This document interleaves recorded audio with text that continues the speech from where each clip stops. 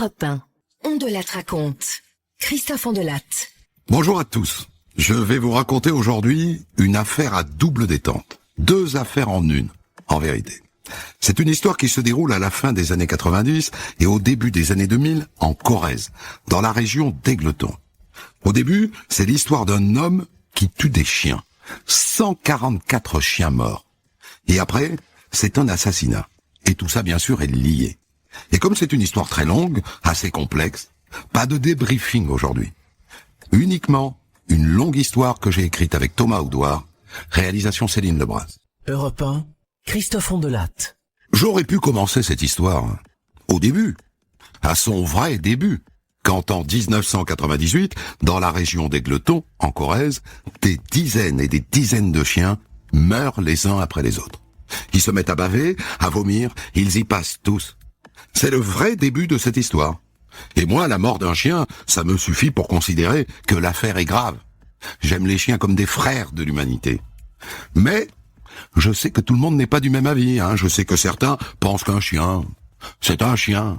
Un de perdu, 10 de retrouvé. Alors je me suis dit, si tu leur racontes une histoire d'un type qui tue des chiens, la moitié va décrocher. Un gars qui tue des clébards? Ça m'intéresse pas. Ok. On ne sera pas d'accord là-dessus, mais c'est pas grave. Il vous faut un cadavre, un vrai. Un cadavre d'humain. Eh bien, c'en est un aussi, dans cette histoire. Mais c'est longtemps après cette histoire de chien.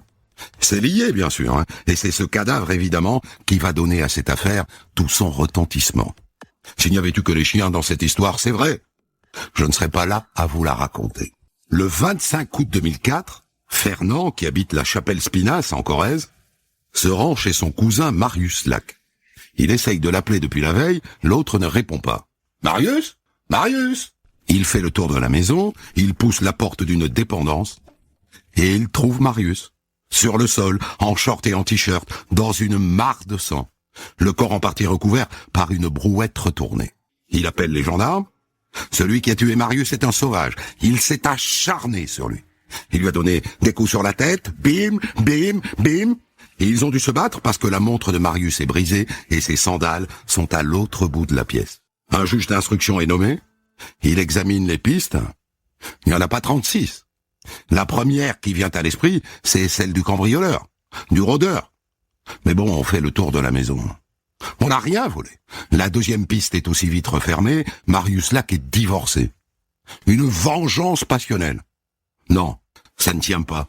La seule piste qui tienne est liée à son passé. Car Marius Lac, figurez-vous, était gendarme. Il était à la retraite, mais est-ce que ça ne serait pas une vengeance? Et donc on se met à fouiller dans les dossiers dans lesquels le gendarme Marius Lac a été impliqué. Et on s'aperçoit que juste après la fin de sa carrière, il a été un acteur important d'une affaire de chiens empoisonnés. Et le juge et les gendarmes se disent, et si c'était lié? Et donc il faut que je vous la raconte, cette histoire de clébard. Attention, je ne vous parle pas d'un chien empoisonné.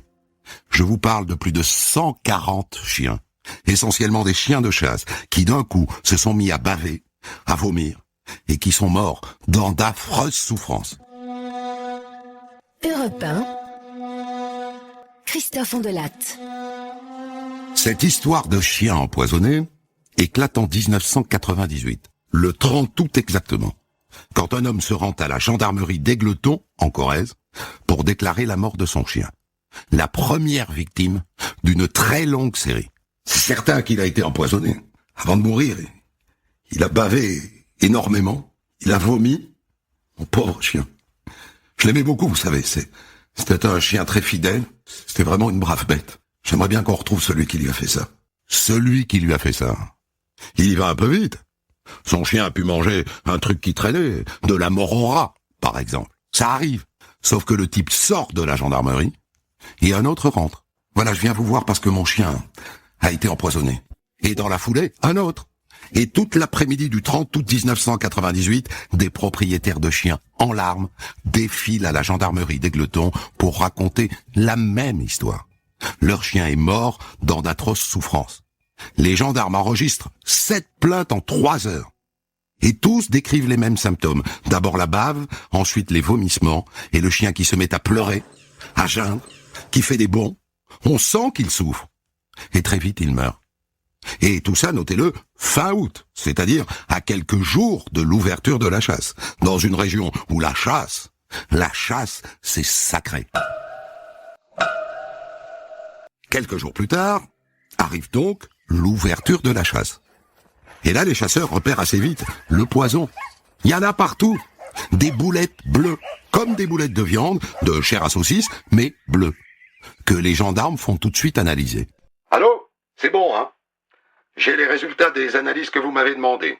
Vos boulettes bleues, là, c'est du carbofurant. Hein, c'est un pesticide qui est assez utilisé en agriculture. On en trouve en jardinerie, mais dilué à 1%. Mais là, le produit est beaucoup plus concentré, hein, c'est du 5%. Je vous envoie mon rapport. Du carbofurant dilué à 5%. Renseignement pris, c'est un dosage utilisé dans la culture des céréales. Autrement dit, peu de chances d'en trouver en Corrèze. La Corrèze n'est pas une terre de céréales. Et ces boulettes bleues, on continue d'en trouver tous les jours. En septembre, en octobre, en novembre. Et plus seulement à Égletons. Le périmètre s'élargit semaine après semaine, jusqu'à toucher 5 villages autour d'Égletons. Les boulettes sont en général dispersées la nuit, et à bien y regarder, plutôt les veilles de week-end, et surtout dans les zones de chasse. Et donc assez vite, les gendarmes pensent à un règlement de compte dans le monde des chasseurs. Un chasseur qui, par jalousie, par vengeance, on ne sait pas, tuerait les chiens des autres. Alors, est-ce qu'il y a un conflit entre chasseurs dans cette région d'Égletons, en Corrèze? Eh bien oui. Oui, ça apparaît tout de suite dans l'enquête. Il y a des bisbilles qui opposent les chasseurs de l'intercommunal de chasse d'Égletons, environ 250 chasseurs, et ceux de la chasse privée de Roland Bondony, un notable du coin, il serait une dizaine. C'est un grand classique, hein, les riches contre les pauvres. Il arrive que les chasseurs de l'intercommunal chassent sur les terres de Bondony. Ils n'aiment pas ça. Un paysan qui louait ses terres à Bondony et qui a cessé de les louer a eu un de ses bois brûlé. Et 3 de ses juments et une de ses vaches sont mortes empoisonnées. Donc il y a un contexte. On dit que Bondony aurait dit un jour « Tu veux me pourrir la chasse? Eh ben je te pourrirai la chasse !» Et juste après, le chasseur en question a retrouvé des boulettes bleues le long de son parcours de chasse. Si vous ajoutez à ça qu'on n'a jamais trouvé de boulettes bleues sur la chasse privée de Bondony, il y a donc un contexte. Et c'est là qu'apparaît Marius Lac, le gendarme à la retraite, dont on va retrouver le cadavre dans 6 ans, baignant dans une mare de sang. Il est le premier à penser à Roland Bondony dans l'affaire des chiens empoisonnés. À cette époque, il est déjà à la retraite, mais il appelle ses anciens collègues d'Égletons. « Intéressez-vous à Bondony, je vous dis. Enquêtez sur Bondony. » Mais il parle dans le vide. Bondony est un notable. En février 99, la saison de chasse se termine. 30 chiens sont morts, et aussi quelques chats d'ailleurs, et un mouton. Et l'enquête n'a pas avancé. Et pourtant, il y a du monde sur cette affaire. Une cellule d'enquête spéciale a été créée. 13 gendarmes y travaillent à plein temps. On a installé des caméras vidéo de surveillance au point stratégique des territoires de chasse. On a même mobilisé à un moment des hélicoptères et installé des barrages routiers. Et tout ça n'a rien donné. Après 3 mois de pause, l'empoisonneur recommence à sévir. Et il élargit son territoire à 11 communes. Et on compte maintenant une centaine de chiens morts. On a trouvé des boulettes bleues jusqu'au cœur des villages, à Darmé par exemple, dans la cour de l'école. Et là, ce ne sont plus les chiens qui sont en danger, ce sont les enfants. Jusqu'à ce qu'un jour, des villageois se manifestent. Je voulais vous dire, j'ai vu une voiture près de chez moi. Et je l'ai vu faire demi-tour à un endroit où le lendemain, on a retrouvé des boulettes. C'était un Renault Express blanc. J'ai pas pu noter le numéro, mais la plaque, je l'ai remarqué, se terminait par RM19. 19, c'est le département de la Corrèze. Et donc les gendarmes font tourner leur fichier d'immatriculation. Très intéressant. En Corrèze, il n'y a que 14 personnes qui possèdent un trafic blanc dont l'immatriculation comprend les lettres R et M. Et dans cette liste, eh bien, il y a un nom qui saute aux yeux. Europe 1, Christophe Ondelatte. RM19. 14 Renault Trafic de Corrèze ont une plaque qui se termine par RM19. Et dans la liste, il y en a un qui est plutôt connu dans le coin. Roland Bondony, propriétaire de la chasse privée. Jusque-là, Personne n'avait vraiment osé l'accuser publiquement, en dehors de ce gendarme à la retraite, là. Marius Lac. C'est un notable, hein. Ça explique. Les gendarmes n'ont pas le temps de le convoquer. Bondoni se présente de lui-même à la gendarmerie. Bonjour, messieurs. Je viens vous voir parce que j'ai une chienne, là. Une vieille chienne, Majesté. Elle est morte empoisonnée. À la chasse. Les gendarmes prennent gentiment sa plainte, et puis ils y vont au flanc. Dites-moi, monsieur Bondoni, que faisiez-vous vendredi soir? C'est ce soir-là que les témoins ont vu le Renault Express faire demi-tour devant chez eux. Vendredi soir? Ah bah j'étais devant la télévision. Je me souviens, j'ai regardé un match de foot. Un match de foot? Vous êtes sûr? Il n'y avait pas de match vendredi dernier? Mais si, puisque je vous le dis. Votre chienne, là, Majesté, dans quelles circonstances est-elle morte? Ben, elle s'est mise à baver. Je l'ai mise dans la voiture, je l'ai amenée immédiatement chez le vétérinaire, mais c'était trop tard. Vous l'avez mise à l'avant ou à l'arrière de votre voiture? Moi, je l'ai mise derrière. C'est un Renault Express, vous savez, il y a une séparation au milieu, ouais. Je l'ai mise derrière. Pourquoi? On pourrait la voir, votre voiture, monsieur Bondoni. On voudrait juste jeter un coup d'œil. Ah, écoutez, il n'en est pas question, enfin, ça suffit. Vous commencez à me faire chier avec vos questions. Je suis venu porter plainte pour la mort de ma chienne. Je suis une victime, enfin, vous me faites chier. Et Roland Bondoni s'en va très énervé. Mais les gendarmes le filochent discretos. Et Bondoni les conduit tout droit jusqu'à son pavillon de chasse. Il se gare, il entre, et là les gendarmes fouillent sa voiture. Et à l'avant de sa voiture, pas à l'arrière, là où il a dit qu'il avait mis sa chienne malade, à l'avant, il trouve des traces du poison. Et quand on analysera cette voiture, on trouvera des traces de carbofuran à 9 endroits, tous situés à l'avant de la voiture. Il ne pourra donc pas raconter que c'est sa chienne qui, en vomissant, a laissé des traces, puisqu'il dit qu'il l'a mise à l'arrière, à moins qu'il ne change son témoignage. Et évidemment, c'est ce qu'il fait. Je vous ai dit que c'était à l'arrière que je l'avais mise? Non, c'est faux, je me suis trompé. C'était à l'avant. Quand je suis allé chez le vétérinaire, je l'ai mise à l'avant. Misérable parade, qui ne tient pas longtemps parce qu'on fait analyser les traces retrouvées dans sa voiture. C'est du carbofuran pur. Il n'y a pas de mélange avec de la bave de chien ou avec du vomi. Il est pur et il est dilué à 5%. Et donc le 14 février 2001, Roland Bondoni est mis en examen pour acte de cruauté envers des animaux. Le juge le laisse libre, mais il lui interdit de circuler dans le secteur où ont eu lieu les empoisonnements. Alors qui est ce Roland Bondoni? C'est un Corrézien pure souche, né à Meymac en 1932, fils de paysan, qui n'a pas voulu reprendre la ferme familiale et qui s'est installé comme négociant en vin dans le nord de la France. Mais en installant sa petite famille, c'est-à-dire sa femme et ses 2 fils, à Égletons, où il a fini d'ailleurs par devenir lui-même conseiller municipal. Un notable de village, à qui il est arrivé de jouer les cow-boys. Une histoire parmi d'autres, au début des années 80. Bondoni a une maîtresse. Et de 1, il lui donne un coup de boule et il lui casse le nez. Et de 2, en pleine nuit, il force sa porte et il la menace avec un pistolet. Ça lui a valu de passer devant le tribunal et d'être condamné. Ça plante le personnage. Un roitelet de province qui se croit tout permis, qui pense que grâce à ses relations, il se sortira de tout. Vous avez compris maintenant pourquoi, malgré les soupçons de l'ex-gendarme Marius Lac, personne, jusque-là, n'a osé déranger monsieur Bondoni. Sauf que là, il est mis en examen. Et le 4 juin 2003, il doit être jugé devant le tribunal correctionnel de Tulle pour avoir empoisonné, tenez-vous bien, 144 animaux domestiques. C'est un procès absolument hors norme. Songez qu'il va y avoir dans la salle d'audience toutes les parties civiles, tous ces gens qui ont vu leur chien baver, vomir et mourir sous leurs yeux. La salle du tribunal correctionnel est trop petite.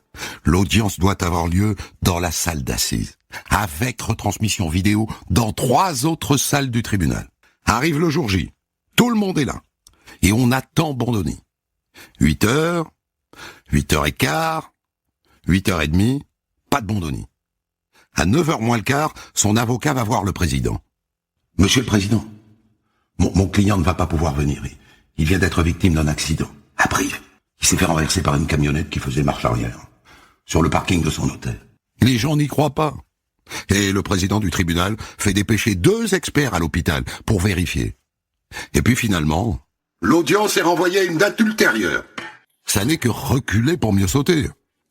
4 mois plus tard, le 1er octobre 2003, Roland Bondoni est à nouveau convoqué devant le tribunal de Tulle. Et cette fois, il est là.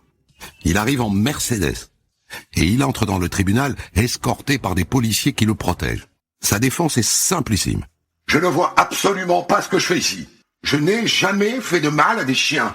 2 témoins seulement acceptent de venir à la barre, dont l'ancien gendarme Marius Lac qui raconte en détail les conflits de chasse, les insultes, les menaces. Vous savez ce qu'il m'a dit un jour? Un jour, il m'a dit, tu me fais chier, je vais te faire la peau. Il me l'a dit. L'ex-gendarme Marius Lac dit que Bondoni est un seigneur sur ces terres, dont les chasseurs ne seraient que des vassaux. Monsieur Lac, pensez-vous que Monsieur Bondoni peut être l'empoisonneur? Moi, honnêtement, j'en ai pas la preuve. Je peux pas dire, c'est lui. Mais par contre, je pense qu'il en est bien capable. Hein. Un jour, il m'a menacé avec un fusil. Bondoni bondit de son box. Mais c'est absolument faux, enfin! N'importe quoi! Retrouvez Christophe Andelatte pour la suite de votre récit dans un autre podcast déjà disponible sur votre plateforme. Europe 1.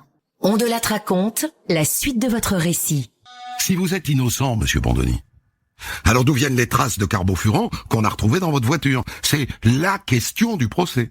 Eh bien, comme je l'ai indiqué pendant l'instruction, ça vient des vomissures de ma chienne. Monsieur Bondoni, les analyses indiquent qu'il n'y a pas de traces de vomi ou de bave.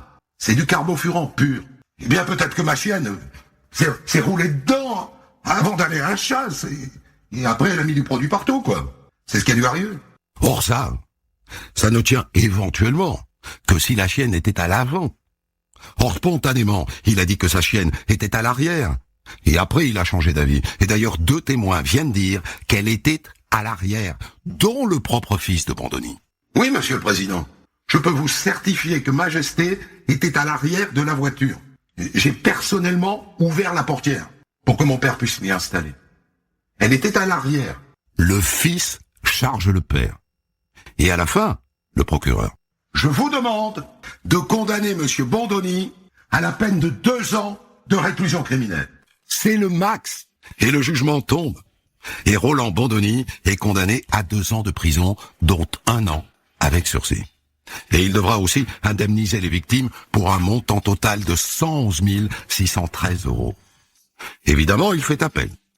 Et dans l'attente du 2e procès, il reste interdit de séjour en Corrèze.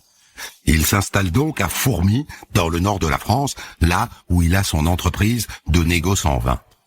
Le procès d'appel est fixé à octobre 2004. Et 2 mois avant, Marius Lac, le principal témoin à charge de cette affaire, est retrouvé assassiné chez lui, le crâne défoncé. Je vous ai raconté ça tout à l'heure. Et immédiatement, on fait le lien. On a voulu faire taire le vieux Marius. Et Roland Bondoni lui-même, qui n'est pas idiot, appelle tout de suite son avocat. Il a compris qu'on allait le soupçonner.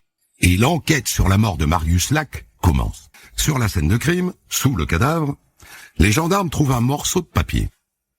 Est-ce que ce papier n'aurait pas été oublié par le tueur? Dessus sont inscrits des noms de villes.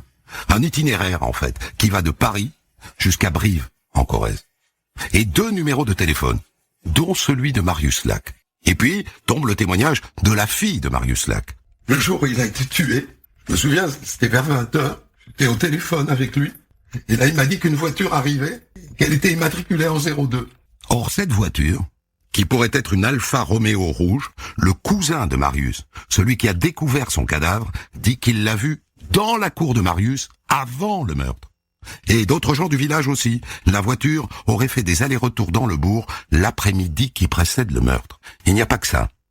D'autres témoins ont vu un cycliste. Ils l'ont forcément remarqué, on était en plein mois d'août et le type avait un anorak et un bonnet. Il s'est arrêté 3 fois pour demander l'adresse de Marius Lac. Et il y a encore mieux que ça. Une employée du péage de l'autoroute qui passe à côté raconte la scène suivante. J'étais à mon poste au péage, et là j'ai vu un type qui m'a fait une de ses peurs. Au moment de payer, j'ai vu qu'il avait du sang sur les mains. Il en avait aussi sur le visage.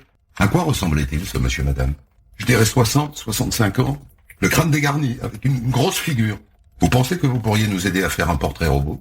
Oui, je pense. Roland Bondoni, bien sûr, est interrogé sur son emploi du temps le jour du meurtre. Oh ben là, vous allez pas pouvoir m'impliquer. Je suis allé au commissariat de Fourmi, dans le Nord, pour porter plainte à la suite d'une dégradation de ma voiture. Voilà le procès verbal. C'est ce qu'on appelle un alibi en béton. Mais ça n'empêche pas les gendarmes de placer Bondoni sur écoute. Et voilà ce qu'ils entendent dans une conversation qui date du 6 septembre avec un de ses copains du Nord, Alain. Les nouvelles sont bonnes, Roland? Ouais, les nouvelles sont bonnes. Mais si tu veux bien, on se donne rendez-vous demain à midi pile? Au double numéro? Le double numéro? Qu'est-ce que ça veut dire? L'appel vient d'un bar de Fourmi, dans le Nord. Un bar qui appartient à un certain Alain Botchon. Le lendemain, jour du rendez-vous téléphonique, les gendarmes les prennent tous les deux en filature. Bondoni à Brive en Corrèze et Botchon à Fourmi dans le Nord. Et à midi pile, ils les voient tous les deux se passer un coup de fil depuis 2 cabines téléphoniques. Ça alors. Et pourquoi n'utilisent-ils pas leur portable, ces deux-là? Qu'ont-ils à cacher? Est-il pensable que Roland Bondoni ait recruté un homme de main, Alain Botchon, pour venir tuer en Corrèze le vieux Marius Lac, principal témoin à charge de l'affaire des chiens?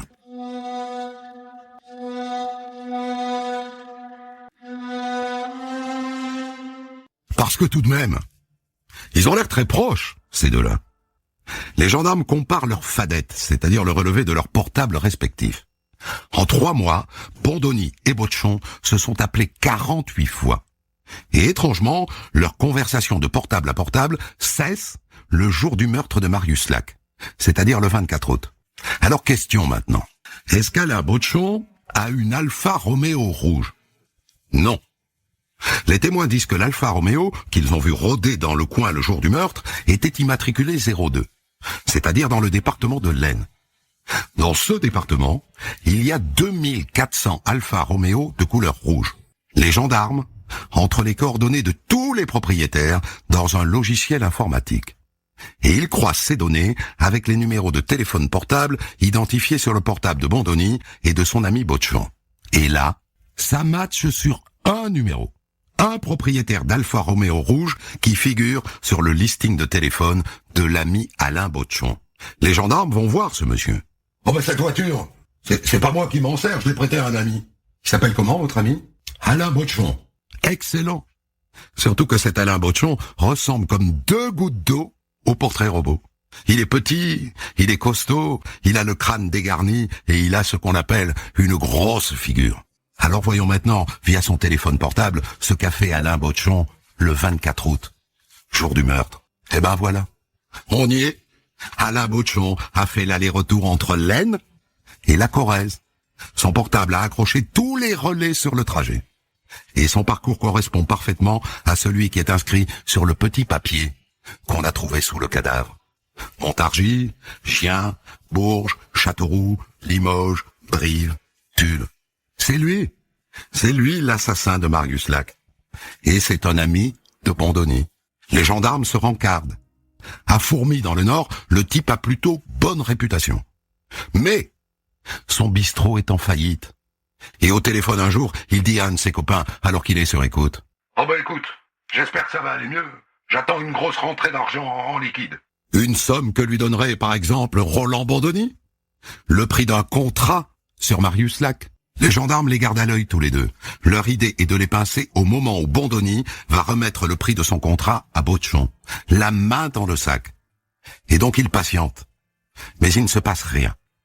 Et au bout d'un moment, ils décident de les interpeller tous les deux. Le 19 octobre 2004, Alain Botchon est convoqué au commissariat de Fourmi. Il arrive à 8h du matin, il est persuadé que sa convocation est liée à la liquidation de son bistrot. Il ne se méfie pas. Et il tombe sur des gendarmes de Corrèze.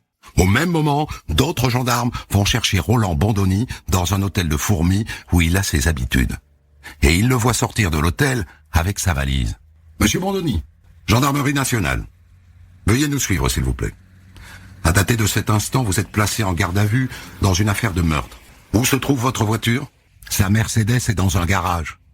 Les gendarmes la fouillent et ils trouvent une grosse somme en liquide. 5050 €. Bondoni est alors installé dans une voiture et ramené directement en Corrèze.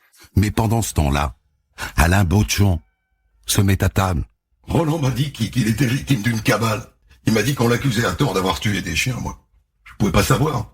Il m'a demandé de l'aider. Il m'a donné le nom d'un type et il m'a dit que c'était le chef de la bande des gens qui l'accusaient à tort. Au début, j'ai refusé. Et puis il a insisté.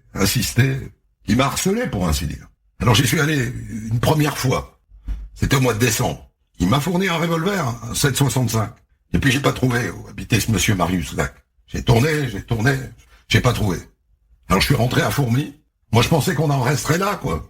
Mais il m'a relancé. Il m'a dit tu seras bien payé. J'avais des problèmes d'argent. J'ai fini par y retourner. Je l'ai tué. Et Bondoni, alors? En garde à vue, qu'est-ce qu'il dit? Mais enfin, je n'ai rien à voir avec cette affaire de meurtre. C'est infernal. N'empêche que sur la base des aveux de Bochon, ils sont mis tous les deux en examen et écroués. 2 mois plus tard, le juge d'instruction organise une reconstitution. Elle dure 6 heures. Et pendant 6 heures, Alain Bochon collabore totalement. Il refait tous les gestes du meurtre. Il dit qu'il a commencé par donner un coup de poing à Marius Lac, qui se sont retrouvés tous les deux à se bagarrer par terre, que Marius Lac a voulu attraper une hache, qu'il a réussi à la lui arracher, et bam, il l'a frappé, jusqu'au coup fatal à l'arrière de la tête. Et Bondoni, alors, qu'est-ce qu'il a à dire face aux accusations de son ami? Lui, il est toujours dans le déni. Il n'a rien demandé à Alain Bochon, et si Alain Bochon est allé tuer Marius Lac, c'est de sa propre initiative. Peut-être pour lui soutirer ensuite de l'argent. Et il a un argument, hein. Il n'était pas prévu que Marius Lac témoigne au procès en appel dans l'affaire des chiens. Pourquoi donc l'aurait-il fait tuer? Alors, et c'est vrai ça, hein, Marius Lac n'était pas convoqué au procès en appel. Et d'ailleurs, il approche ce procès. Alors avant d'être éventuellement jugé pour meurtre, Roland Bondoni va d'abord comparaître en appel dans l'affaire des chiens empoisonnés. Europe 1, Christophe Ondelatte. Le procès en appel dans l'affaire des chiens empoisonnés est programmé pour le 3 février 2005 à Limoges. Et à l'approche de ce procès, ça se complique pour Roland Bondoni. D'abord, le procureur le met en examen dans une 2e vague d'empoisonnement. Ce qui veut dire qu'il y aura encore un procès. Mais c'est pas tout. Le procureur de la République fait savoir aux avocats de Bondoni qu'il a trouvé un nouveau témoin à charge. Un marchand d'insecticides de fourmis dans le Nord, qui raconte qu'il a vendu du carbofurant à Bondoni. La preuve qui manquait au dossier. Bondoni a prétendu qu'il en avait besoin pour son maïs. Il lui en a acheté pendant 4 ans, entre 1998 et 2002, pile à l'époque des empoisonnements de chiens. Bondoni est cuit. Arrive le 3 février, jour du procès. Les filles de Marius Lac sont là, évidemment. Elles veulent voir sa tête. Et on attend, comme la dernière fois. Sauf que là, il est en prison. Il ne peut pas se soustraire à la justice. Eh bien si. Le président reçoit un message de sa prison.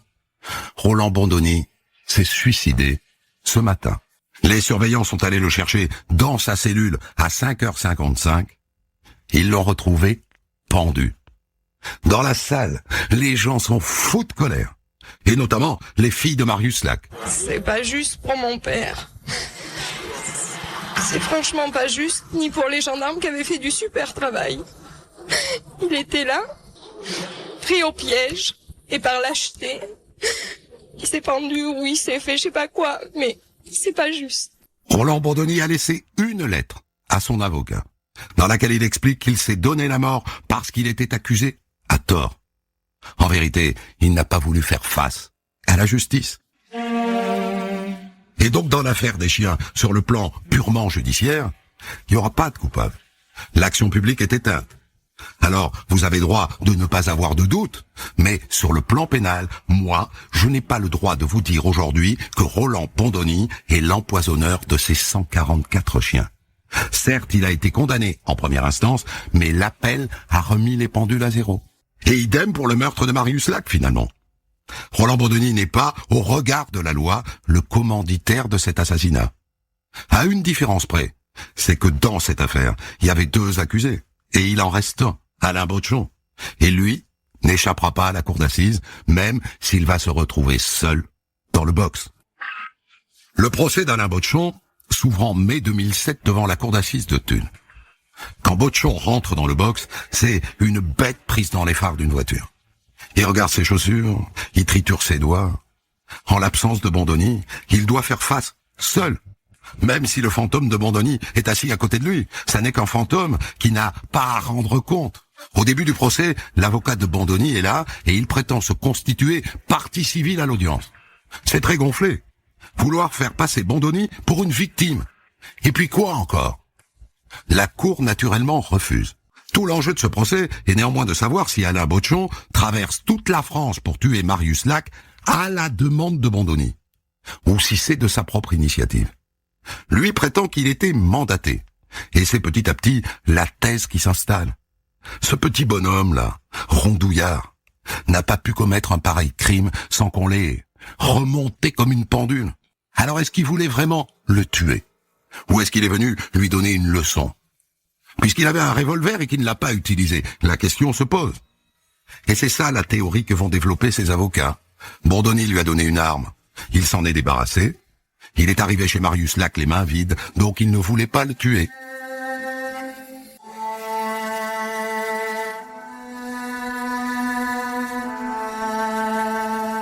C'est bien tenté, mais ça ne passe pas.